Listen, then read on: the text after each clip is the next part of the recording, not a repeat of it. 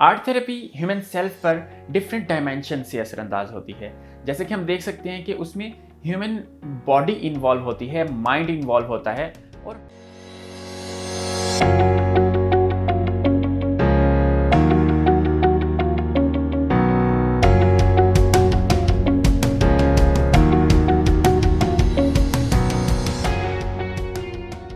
अब हम ये तो जानते हैं कि आर्ट थेरेपी है क्या। आज हम ये देखेंगे कि आर्ट थेरेपी काम कैसे करती है। मेरा नाम है अरशद रऊफ और मैं एक साइकोलॉजिस्ट हूँ और आर्टिस्ट हूँ। आर्ट थेरेपी को हम प्रैक्टिस कर सकते हैं इंडिविजुअल्स के साथ, ग्रुप्स के साथ, कपल्स के साथ, फैमिलीज के साथ और जनरल पब्लिक के साथ। आर्ट थेरेपी ह्यूमन सेल्फ पर डिफरेंट डायमेंशन से असरअंदाज होती है। जैसे कि हम देख सकते हैं कि उसमें ह्यूमन बॉडी इन्वॉल्व होती है, माइंड इन्वॉल्व होता है और हम उसमें अपनी तमाम तर ज़हनी और जिस्मानी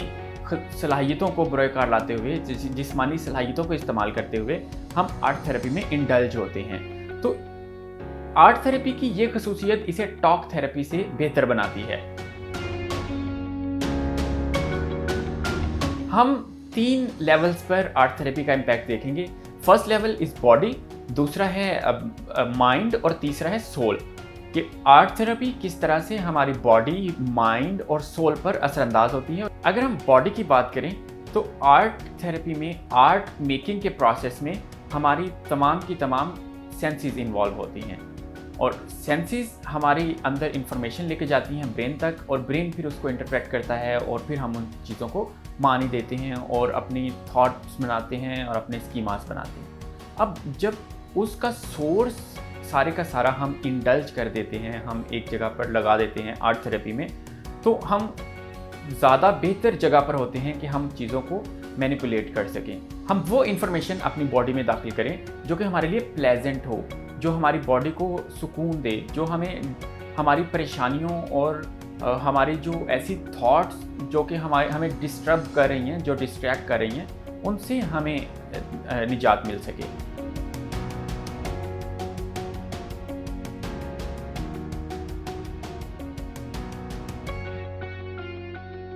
अब जबकि हमारी सारी की सारी बॉडी इन्वॉल्व होती है आर्ट मेकिंग के प्रोसेस में और साथ ही साथ में हमें लगता है कि हम कुछ क्रिएट कर रहे हैं, तो एक जो क्रिएट करने की सेंस है, जो अकम्प्लिश करने की सेंस है, वो हमारे अंदर एक ग्रेटिफिकेशन पैदा करती है, सेंस ऑफ अकम्प्लिशमेंट पैदा करती है। और इसके साथ साथ जो हमारी एनर्जी है वो चैनलाइज हो रही होती है और एनर्जी का ये चैनलाइज होना हमें फोकस्ड रखता है और हमें हमारे प्रेजेंट में पास्ट और फ्यूचर की एंग्जाइटीज़ और डिप्रेशन से बचाकर प्रेजेंट में रहने में मदद देता है। तो इस तरह आर्ट थेरेपी हमें लिबरेट कर देती है, आज़ाद कर देती है हमारे पास्ट के डिप्रेशन से और फ्यूचर की एंग्जाइटी से।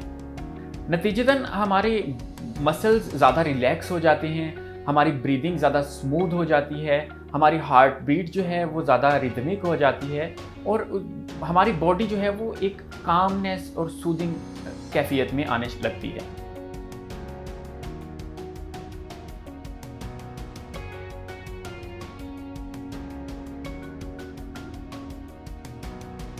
और सेवरल रिसर्चेस ये प्रूव कर चुकी हैं कि आर्ट थेरेपी पेन रिड्यूस करने में हेल्पफुल साबित हो सकती है। कैंसर पेशेंट्स में पेन रिड्यूसिंग के लिए आर्ट थेरेपी बच्चों और बड़ों के दोनों के लिए एक काफ़ी हद तक इफ़ेक्टिव साबित हुई है। आर्ट मेकिंग के प्रोसेस में हमारे ब्रेन के जो दोनों हेमिस्फेयर्स हैं, लेफ्ट हेमिस्फेयर और राइट हेमिस्फेयर, दोनों इन्वॉल्व होते हैं और यूं हमारी ब्रेन की एक्टिविटी बढ़ जाती है और जब ब्रेन में न्यूरल एक्टिविटी बढ़ती है तो हमारा ब्रेन जो है वो इफ़ेक्टिव फंक्शनिंग स्टार्ट करता है। तो इस तरह आर्ट थेरेपी जो है वो हेल्पफुल साबित हो सकती है डिमेंशिया के पेशेंट्स में जो कि बड़ी उम्र के मरीज़ होते हैं। तो डिमेंशिया के पेशेंट्स में आर्ट थेरेपी उनके ब्रेन को स्टिमुलेट करती है और उनके ब्रेन की इंफॉर्मेशन को सॉर्ट आउट करने में और उनकी मेमोरीज़ को सामने लाने में मदद फराहम करती है। हमारी ज़्यादातर मेमोरीज़ इमेजेस की फॉर्म में स्टोर होती हैं। अब आर्ट मेकिंग के प्रोसेस में हम चूँकि इमेजेस को प्रोसेस कर रहे होते हैं और तो आर्ट थेरेपी हमें असेस देती है हमारे सबकॉन्शियस और अनकॉन्शियस में पड़ी हुई उन मेमोरीज़ तक। और जब हम उन मेमोरीज़ तक रसाई हासिल कर लेते हैं तो फिर हमारे ब्रेन में बेटर न्यूरल एक्टिविटी स्टार्ट होती है, हमारा ब्रेन स्टिमुलेट होता है, हमारे ब्रेन की जो साइनेप्टिक एक्टिविटी है वो बढ़ती है और इससे क्या होता है कि हमारा ब्रेन जो है वो डाटा को बेटर एनालाइज करना स्टार्ट कर देता है, उसके सामने उसके पास ज़्यादा पाथवेज होते हैं, कनेक्शन बिल्ड ज़्यादा हो जाते हैं। अब जब मेंटल डाटा की प्रोसेसिंग इफ़ेक्टिव हो रही है तो हमारी एंग्जाइटीज़ और स्ट्रेसेस ऑटोमेटिकली रिड्यूस होना स्टार्ट होते हैं, क्योंकि हम अपनी इंफॉर्मेशन को बेटर एनालाइज कर सकते हैं और कन्फ्यूजन्स दूर होना शुरू हो जाती हैं। आर्ट थेरेपी में माइंड थेरेपी और बॉडी थेरेपी दोनों का मिक्सचर है।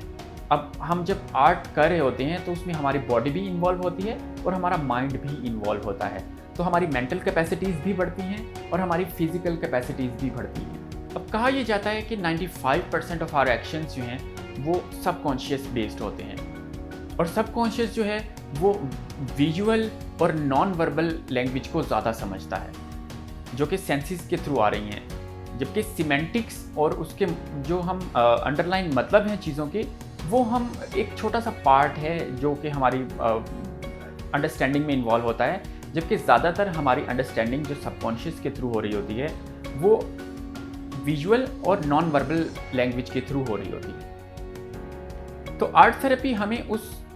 नॉन वर्बल लैंग्वेज तक एक्सेस देता है और हम अपनी इमोशंस को, फीलिंग्स को ज़्यादा बेटर अंडरस्टैंड कर पाते हैं, और आर्ट को एक टूल के तौर पे इस्तेमाल करते हुए हम उन फीलिंग्स का, उन इमोशंस का इजहार कर पाते हैं।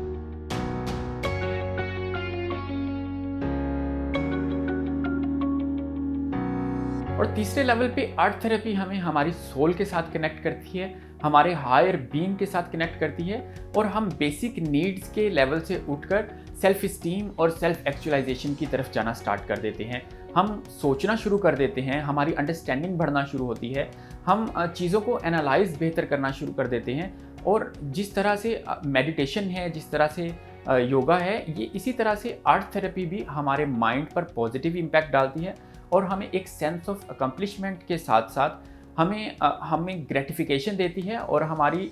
उन जज्बात को, उन एहसासात को और उन ख्यालात को ज़ुबान देती है जिनके लिए हमारे पास लफ्ज़ नहीं है।